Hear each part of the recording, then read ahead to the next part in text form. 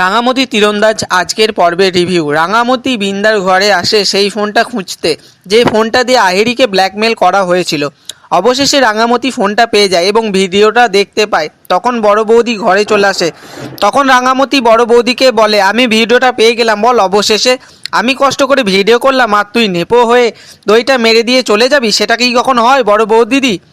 তুই হয়তো ভুলে গেছিস বড় বৌদিদি যে পুলিশ স্যারের সাথে আমার সম্পর্কটা কেমন। পুলিশ স্যারের পক্ষে একটা ফোন নাম্বার কোথা থেকে ফোন এসছে সেটা বার করা তার বাঁ হাতের খেল। আমার আগেই সন্দেহ হয়েছিল তোর উপরে, কারণ কেউ ছিল না সেই দিন রাতে মেলার মাঠের এক কোণে তোকে আর সুব্রতা দাকে দেখেছি, তাই না বল বড় বৌদিদি? আর আমি সেই দিন রাতে কোথায় গেছিলাম জানিস? মেলার মাঠে ক্লাব ঘরে সিসিটিভি ক্যামেরা চেক করতে। আর কাকে দেখতে পেলাম? তোদের প্রিয় সুব্রত দাকে।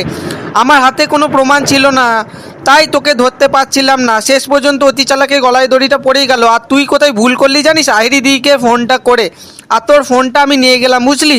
কারণ ভিডিওটা তো আমি বানিয়েছিলাম।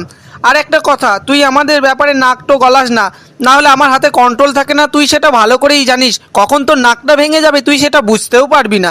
তারপর রাঙামতি ভিডিওটা আহিরি দিকে দেখায়।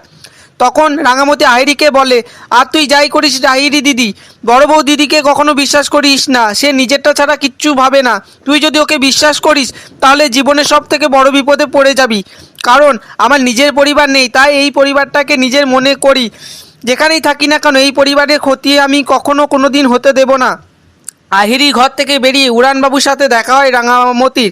তখন রাঙামতি উড়ানবাবুকে বলে, তুই মা আর বাবাকে বলে দে তুই আহিরি দিদিকে বিয়ে করতে চাস, আর ডিভোর্সের কাগজগুলো পাঠিয়ে দিস, আমি সই করে দেবো। রাঙামতি মনে মনে বলে, আমি কখনো তোর উপর দাবি করব না, জোর করব না, তোর সিদ্ধান্ত তোকেই নিতে হবে উড়ানবাবু। তারপর রাঙামতি তার ইনস্টিটিউটে চলে যায়।